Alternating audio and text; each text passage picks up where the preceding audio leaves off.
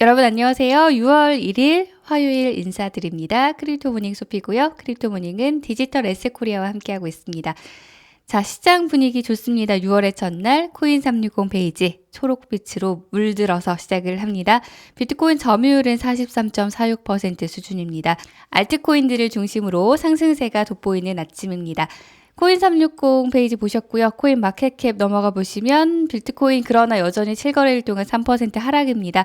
지난 한 달간 좀 지속적으로 하락하는 움직임 보여왔고 3개월 기준으로 봤을 때는 역시 좀 하락세 속에서 거래가 됐고요. 1년 기준으로 봤을 때도 하락세가 좀 나오고 있는 모습, 반등이 과연 나와줄 것인가에 대한 기대감 나오고 있는 상황인데 거래량도 23%가량 늘었고요. 시가총액도 5%가량 다시 늘어난 모습입니다. 이더리움은 주간으로도 상승세로 돌아섰습니다. 카르다노 13% 주간 상승률 기록하고 리플도 6% 주간 상승세 기록하면서 오늘 상위권 10위 안에 있는 디지털 자산들은 대부분 오르고 있는 모습. 상위 100위권 안에 있는 디지털 자산들 내리는 거 찾아보기가 거의 힘듭니다. 업비트 가보시면요. 비트코인 4,398만 원 선에서 1% 상승률로 거래되고 있습니다. 리플이 11% 상승하면서 거래대금 제일 많고요. 자, 시장 분위기 간단하게 살펴보셨고요. 오늘의 주요 뉴스들 짚어보고 오겠습니다.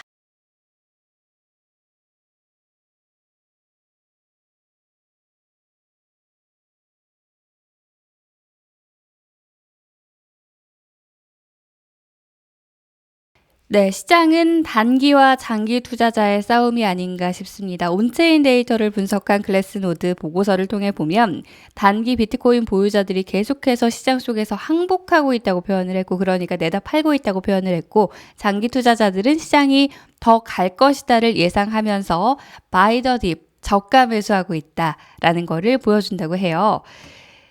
UTXO라고 불리는 미지출 거래를 기반으로 ASOL이라는 그런 매트릭을 썼다고 해요. 글래스노드에서. 이 ASOL이 뭐냐면 결국 장기 투자자들이 팔고 있는가 아니면 축적하고 있는가를 나타내주는 그런 그래프인데요. 보시면 5만에서 6만 달러를 갈 때 그 누적 수준으로 오래된 디지털 자산들 보유자들의 시장 공급이 줄었다고 합니다. 자, 이때도 확 줄었고요. 가격이 상승하면서, 그리고 지금도 가격이 하락하고 있지만 줄고 있다는 것이죠. 그리고 단기 투자자들은 지속적인 손실을 보고 있습니다. 여기 그림 보시면 이렇게 내려가죠. 이게 바로 단기 투자자들의 손실을 나타내는 그런 지표라고 합니다. 자, 이 얘기는 제가 계속해서 해드렸는데요. 굉장히 여러 보고서의 다양한 지표들을 통해서 장기 투자자들은 보유하고 있고 또는 기관들은 보유하고 있고, 저가 매수보다는 파는 걸 택하는 거는 결국 단기 투자자들이다.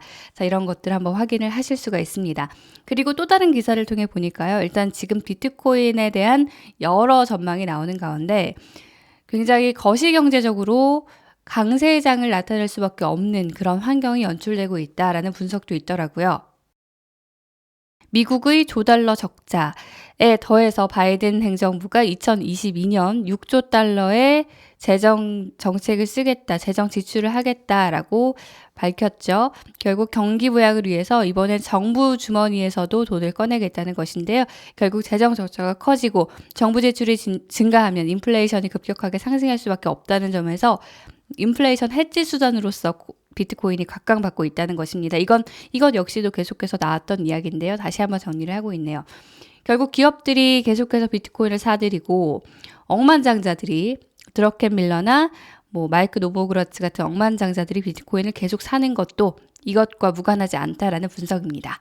이더리움 관련 소식입니다. 중국의 증권규제위원회라고 불리는 곳에 야오치안이라는 사람이 이더리움 네트워크 위에서 디지털 달러와 디지털 위안화가 가능할 수 있다라고 이야기를 해서 화제가 되고 있는데, 국제금융포럼 2021에서 이렇게 이야기를 했다고 합니다. 5월 30일에 열렸으니까 어제죠.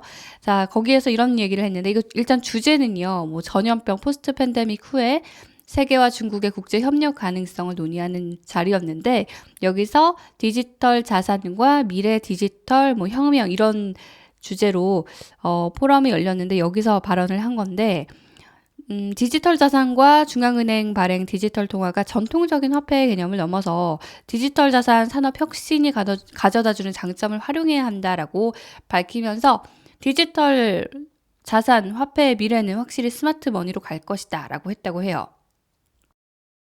이더리움 같은 블록체인 네트워크에서 디지털 달러나 디지털 엔화가 직접 실행이 된다면 중앙은행이 중개자 없이 BAS 서비스를 활용해서 사용자에게 직접 중앙은행 발행 디지털 통화를 제공할 수 있을 것이다 라고 이야기를 했는데, 자, 이건 개인적인 의견일 뿐이라고 해요. 사실 미국 SEC, 미국 증권거래위원회에도 크립토맘이라고 불리는 헤스터 피어스라는 분이 있잖아요. 이분 같은 사람이다. 굉장히 독특한 사람이다. 대부분의 의견은 이렇지 않다는 걸 반증하기도 하죠.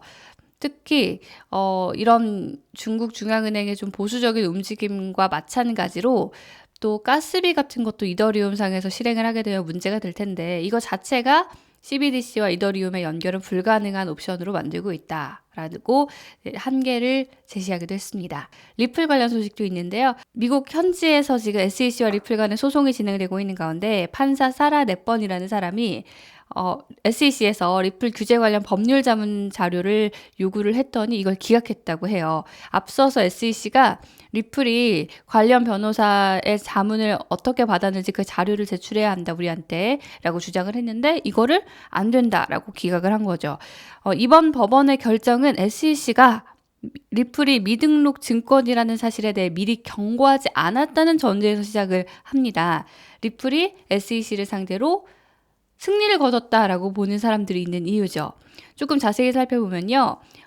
리플은 2013년 토큰 세일을 진행하기 전에 이게 증권이 될 수 있다는 걸 법률 고문들로부터 이미 알고 있었다라고 SEC가 주장을 하면서 모든 법률 자문 받은 걸 내라라고 했고요. 리플은 SEC가 이걸 증권으로 간주하겠다라고 했던 통보를 제공하지 못했다고 주장을 했잖아요. 이제 판사가 뭐라고 얘기를 했냐면, 리플에 대해서 8년 동안 뭐를 하고 있었냐. 200개가 넘는 디지털 자산 거래소에 상장을 했고 수십억 달러의 리플 매매 거래가 이루어졌고 미국 법무부와 합의해서 뭐 변환 가능한 가상화폐라고 표현하기도 했는데 8년 동안 SEC가 가만히 있었다. 뭐 이런 식으로 이야기를 한 거죠. 자, 이 승소가 나면 상장할 거라고 했던 갈링하우스의 발언도 다시 한번 나왔습니다. IPO 가능성이 매우 높다라고 발언을 하면서 오늘 업비트에서도 그렇고 전 세계적으로 리플 가격이 좀 반등하고 있습니다. 관심도 많이 받고 있고요. 하지만 결과는 끝까지 지켜봐야 알 수 있겠죠? 자, 마지막으로 주요 일정 살펴보겠습니다. 자, 힘들었던 5월이 지나고 다시 6월이 시작됐습니다. 일단 반등으로 시작해주는 시장, 6월에는 시장이 웃을 수 있는 한 달이 되기를 기대해 봅니다. 자, 오늘 방송은 여기서 마치겠습니다. 좋은 하루 보내시고요. 저는 내일 다시 인사드릴게요. 고맙습니다.